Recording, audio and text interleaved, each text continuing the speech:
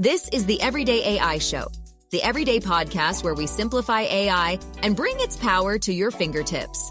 Listen daily for practical advice to boost your career, business, and everyday life. For decades, the business world has slowly become more and more autonomous.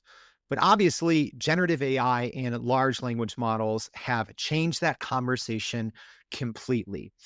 What is capable now and in the future of work when it comes to AI powered technologies is almost unheard of. And it feels sometimes unreal, right? How we're able to work today and how we're able to automate our work and think about even just autonomy in general. So that's a conversation I'm excited to have today on Everyday AI as we tackle how the future is being shaped by AI powered autonomy.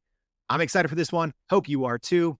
Welcome to Everyday AI. What's going on, y'all? My name is Jordan Wilson, and I'm the host. And Everyday AI, it's for you. This is your daily live stream podcast and free daily newsletter helping everyday business leaders like you and me not just keep up with what's happening in the world of AI, but how we can actually use all this information and expertise to get ahead to grow our companies and our careers. So if that's what you're trying to do, you're in the right place. Welcome home. It starts here with the unedited, unscripted, daily live stream and podcast. But if you want to take it to the next level, make sure you go to our website at youreverydayai.com. So there, we're going to be recapping the highlights from today's interview. And I'm excited for our guest, as well as we're going to keep you up to date with everything else happening in the world of AI. So for all the latest and freshest AI news, it's going to be in the newsletter. All right, enough chit chat. I'm excited to have a great guest on today's show so we can talk about how the future of our work is being shaped by AI-powered autonomy. Because like I said, I think the business world has been more and more automated over the past few decades. But when you combine traditional automation with what is capable today and moving forward with AI and large language models, the possibilities, well, they're pretty exciting. All right, so enough of me chit-chatting. I'm excited for our guests. So live stream audience, please help me welcome to the show Mary Hamilton, the managing director at Accenture, leading the Connected Innovation Centers globally. Mary, thank you so much for joining the Everyday AI Show. Thanks for having me, Jordan. All right, can you tell us a little bit about what you do at Accenture? Yeah, absolutely. So I have been part of our innovation organization for many, many years. And I lead our basically physical platform, our innovation centers around the world. They're connected as one network. And it's really our global standard for how we engage our clients in a physical way. We bring them into our centers to do strategic visioning, design, co-creating, learning, connecting them with ecosystem partners to help them drive continuous innovation and transformation.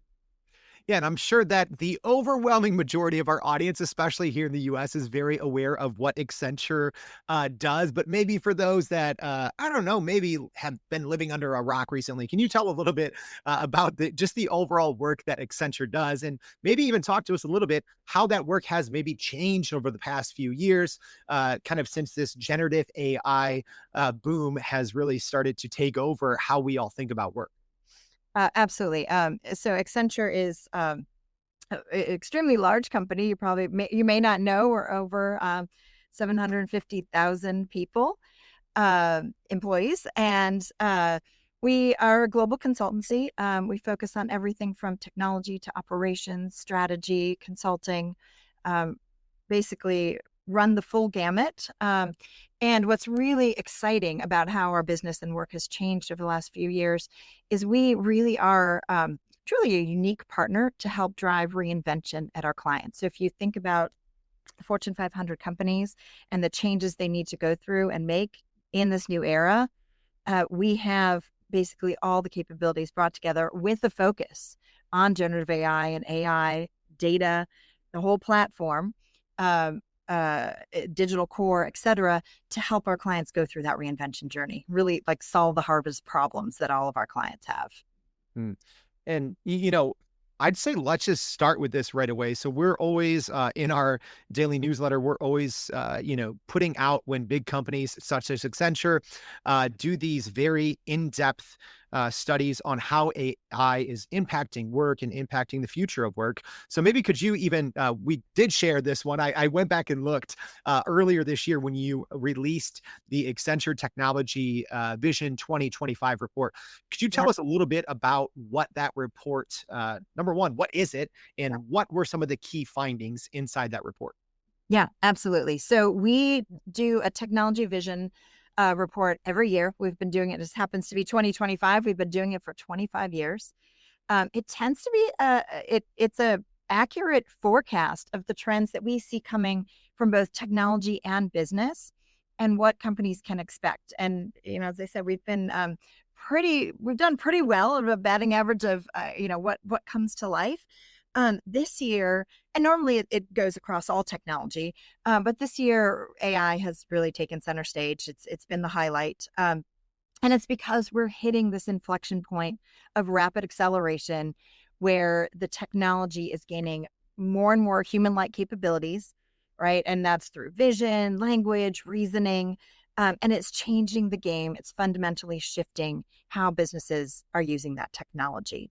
And we believe that, as we see this technology proliferate and accessibility, it's an everyday technology that people are using, is going to drive new levels of autonomy in the business. It's going to change the way people do business.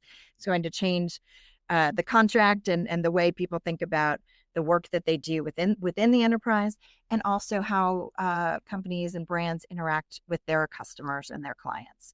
So it truly, we see this as game changing. And so that's what's driven the broader theme of the tech vision. So we always have a broad theme, and it really is this year around autonomy. And then we have within that 4 different trends that talk about specific areas that we think are changing significantly or will have an impact to businesses. And I do want to maybe dive a little bit more into those 4 trends identified in the report. But maybe first, I kind of want to give people just the answer. Can we just skip to the end? So like when we look at what the future looks like and how the future is actually being shaped by AI powered autonomy, what would you say was your biggest findings specifically toward that? Yeah, I would say it really is about how that autonomy is giving people skills that they never had before. And in turn, people are using it in new ways that we never expected to be possible. And one of the things that has created that change and made it so game changing is that we've really truly broken the language barrier, right? We can now have a conversation with this technology. And that goes back to those human-like capabilities that we've never seen with technology before. So that gives us the ability to, I think in the future, it superpowers us, right? It gives us superpowers that we never had before. So the autonomy isn't just in the technology being able to go do things with, limited human intervention. It's also giving us humans more autonomy. And I'll, just take a simple example of something like Adobe Photoshop. Historically, I had to be, an expert to be able to edit a photo and add this in the background and take out that, this thing. And I had to know how to use all those tools. Now, I can just, give a quick direction, add this background, give me a photo with, with this and this, and it can do it. And suddenly I have the autonomy to design something that I was never able to do. So the autonomy for me, I think it's really important that it's going both ways, and it's giving people the ability to have more capabilities and to supercharge what they do.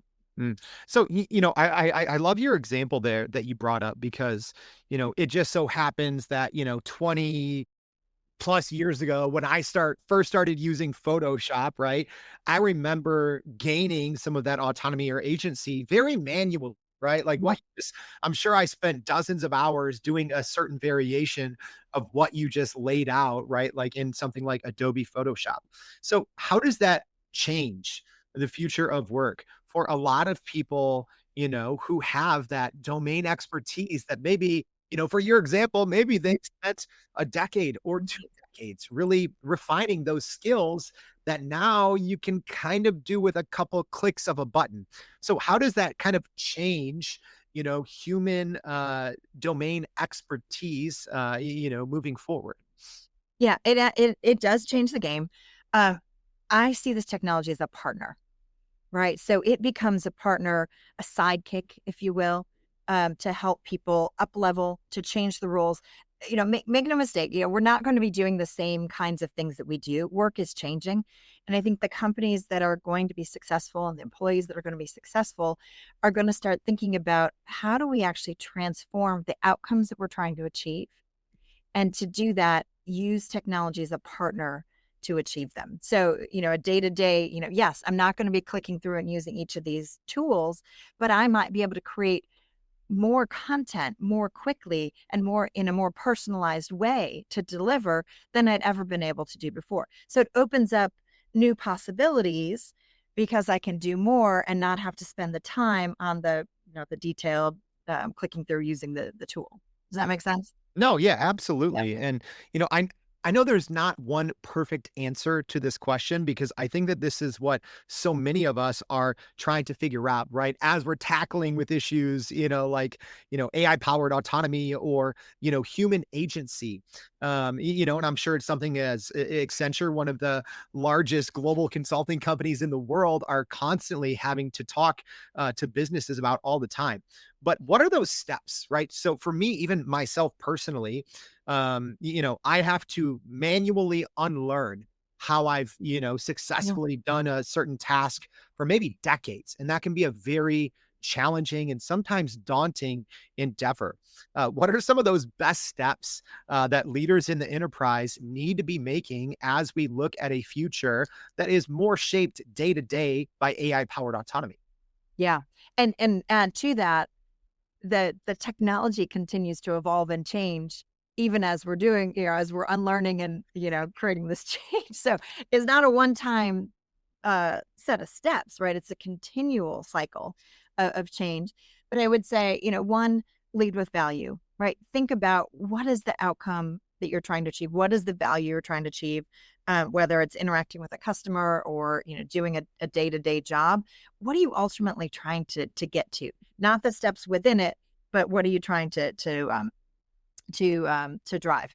And then think about, how do you unlearn? How do you reinvent the ways that you're working? How do you, I mean, I think it's important to think carefully about the responsible use of this technology, right? So, how do you close the gap on some of the responsible, biases and things that we've all seen in the past?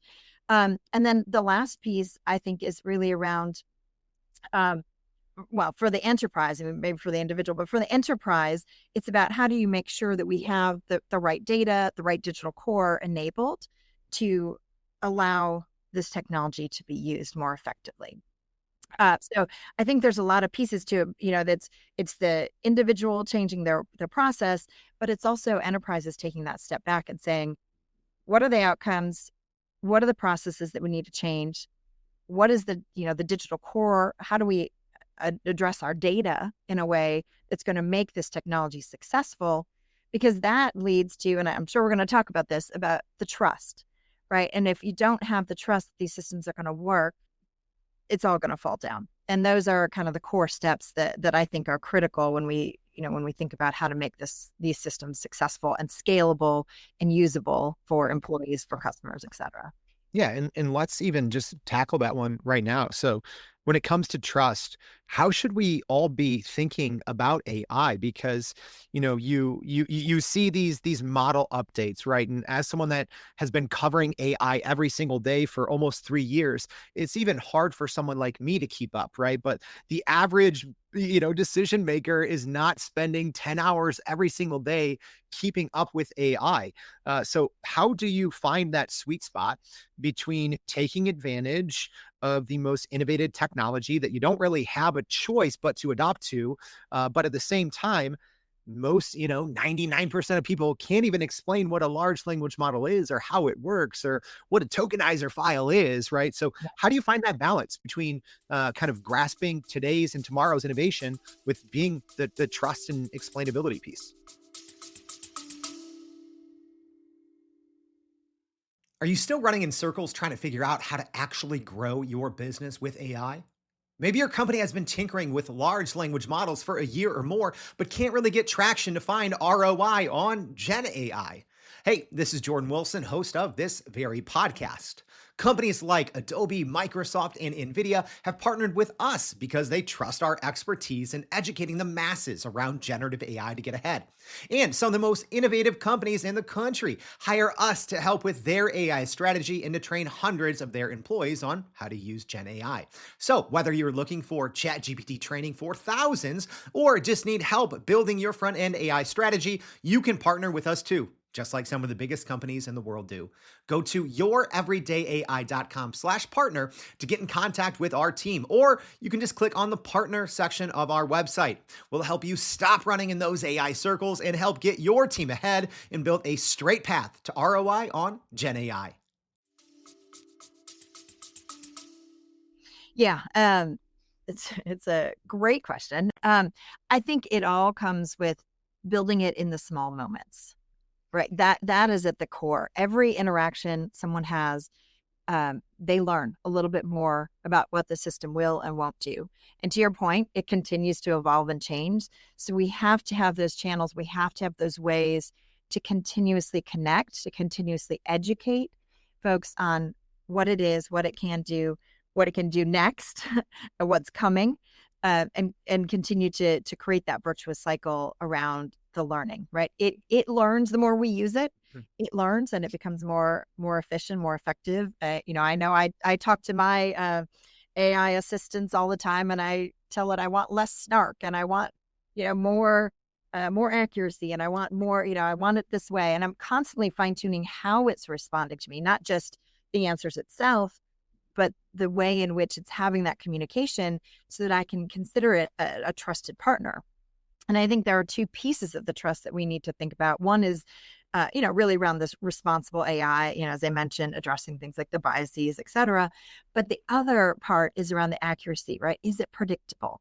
Is it consistent? Is it traceable? Or do I understand how it got its answer? And that is all, inextricably linked to autonomy. The more I trust someone, the more trust something, the more I will allow it to do something on my behalf. So we're never going to get to that autonomy unless we trust the system to do things for us. And that trust is really, again, built in those micro moments of, did I ask it something? Did it come back with the right answer? Did it come back with a, answer that I can understand? Can I adjust the answer? Can I adjust the way it's speaking to me? All of that's going to play into creating that autonomy. So, I'm curious, you kind of mentioned a little bit of your own, personal use of AI, and, obviously Accenture's at the forefront. Can you give any examples of what that kind of observability or traceability, or, going and looking at an answer and saying, do I trust this? What does that actually look like, right? Because I think for the most part, a lot of people are just now trying to do more and be more productive, and they're not necessarily going back in reverse engineering, how a agentic model with tool use got from point A to point B. So, what does that actually look like to start to develop that trust and transparency and traceability? Yeah, well, let me take an example. So when we started our responsible AI practice, one of the things we did was not just outline what does it mean to be responsible and have good practices, have frameworks around it, but we actually built technology solutions to help ensure that the systems and the responses and the data are, not compromised, that they're providing the right answers, that they're responsible answers, and to flag when there are challenges or things that aren't working.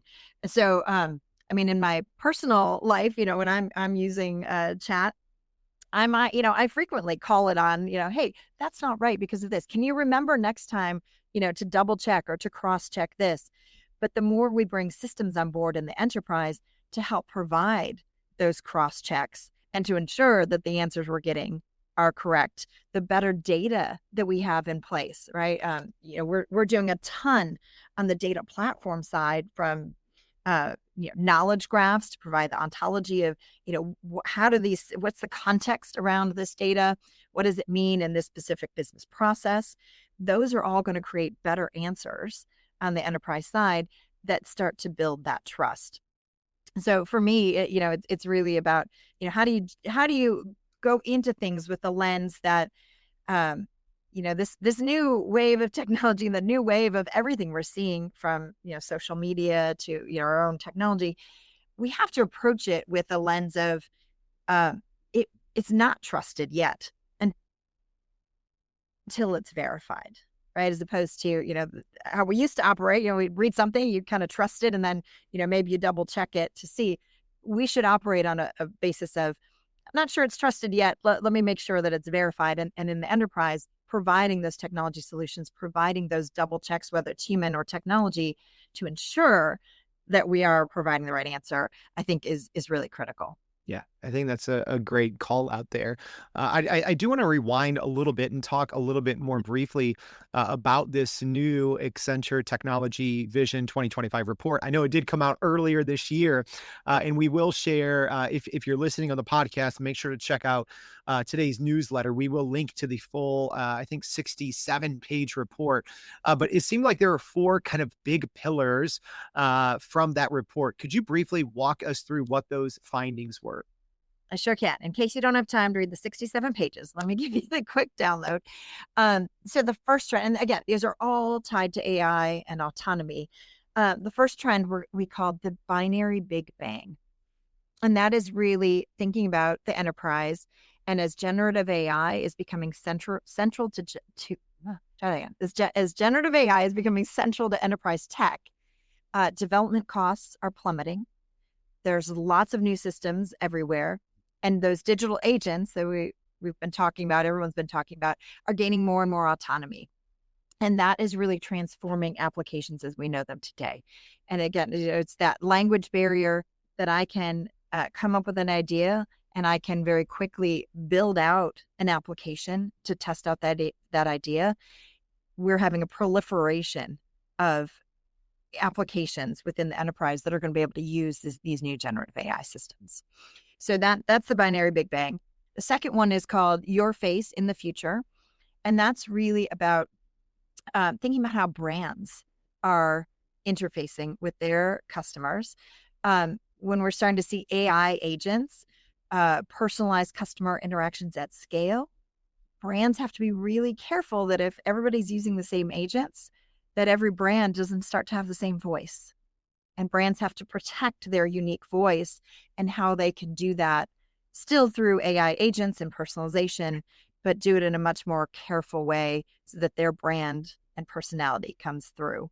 And we can talk about this if you wonder, but I'll share, I've experimented with this a little bit myself. I have my own digital twin, my own kind of personal brand, and getting her to, have that personality and be, like me, has been something really interesting, and has been a journey over the last couple of years as we've evolved my digital twin. So something I've tried out in real life here.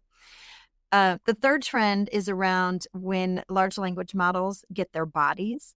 So this is really around how this is going to change the game for robotics. It gives the ability now to create more generalist robotics. It's bringing the 3D world, right, the multimodal aspect to robotics, and really changing the game about how we can, not go through such painful programming of robotics, but really start to be intention driven about how we use these. And we're going to see a boom. We think we're going to see a tremendous boom around AI driven robotics. We've got a partnership with Kion Group as a great example, where they are using robots to perform warehouse tasks more seamlessly, and partner and interact with warehouse staff to fulfill orders faster, more cost effectively, more safely. So it's a great example of bringing this stuff to life. And then the last trend is called the new learning loop. And that's really where we see this technology as one that it's a continuous cycle of learning. So as people learn from the technology, they will become more effective at using it.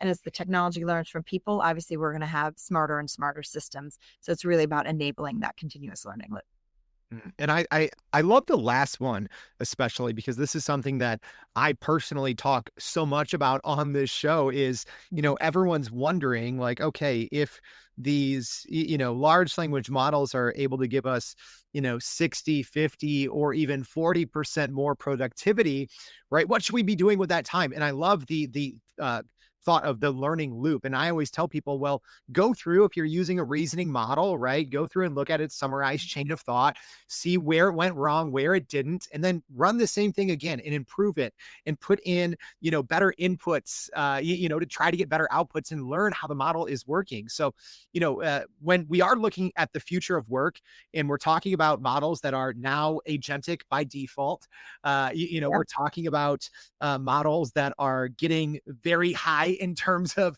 kind of their benchmarks compared to the smartest humans in the world. How should we be, keeping up with these models and, being an active participant in that learning loop when they are changing so much? Yeah, 100%.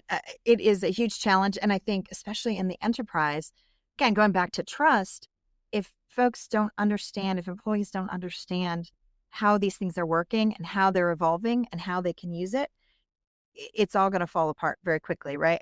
There was a study done that a lot of employees are actually using generative AI, but not telling their employers that they're using it because they're concerned about the consequences, both, hey, well, if I'm using it, could it take my job? But they're using it as a sidekick. They're using it to be more effective and more efficient and to do more. And so it's about that acknowledgement. I'll share another example that we built an online course with Stanford called the Generative AI Scholars Program. And it's really about helping our clients sharpen their AI skills and knowledge so that we help employees up level. Because one of the things we found is that organizations that have that commitment to up level and continue help their employees continuously learn, have better trust and have better adoption, have better likelihood of driving this technology to scale than if they did it. Folks don't understand what they're trying to learn. So I agree with this. It's just a really important point that people need to continuously adapt and learn with this technology. All right. So, Mary, we've covered a ton in today's conversation, but, as we wrap, maybe what is the one most actionable takeaway, right? So if you pique someone's interest and they're like, yeah, like I really do need to be looking at, the future of the workplace and not the workplace of yesterday. What's your one most important takeaway for those people? I would say, I'm most excited about where we're going with Agentic. And it is something we're investing a huge amount of focus, time, energy, dollars, driving this with our clients. So the takeaway for me is to start thinking about the outcomes of the work that you're doing. What are you trying to achieve? Kind of full circle back to where we started. What is the value that you're trying to drive? And then how could generative AI start to take on parts of those roles? And if we think about the whole agentic landscape, right? There's utility agents, there's super agents, there's orchestrator agents, and thinking about your role and job, maybe not in terms of agents, but how does it get done? How could you be more efficient? What more could you do if you start to pull in some of these, autonomous capabilities that could help you do that? So for me, that's the takeaway. And I try to do that every day with my own digital twin. What else could she do? What more could I do? What other locations could I be doing other podcasts? Maybe. And what do I need to enable then to make that happen from an agent platform standpoint? Great advice and a great way to wrap up today's show. Mary, thank you so much for taking time out of your day to join Everyday AI. We really appreciate it. Thanks for having me. This was fun. All right. And as a reminder, y'all, we are going to link to that report and a lot more that we didn't have the time to get to. So if you maybe missed something while you're out on your morning jog and you're like, what was that knowledge that Mary just dropped on my head? Don't worry. It's going to be in our newsletter. So if you haven't already, please go to youreverydayai.com. Sign up for the free daily newsletter. Thank you for tuning in. Hope to see you back tomorrow and every day for more Everyday AI. Thanks, y'all. that's a wrap for today's edition of Everyday AI. Thanks for joining us. If you enjoyed this episode, please subscribe and leave us a rating. It helps keep us going. For a little more AI magic, visit youreverydayai.com and sign up to our daily newsletter so you don't get left behind. Go break some barriers, and we'll see you next time.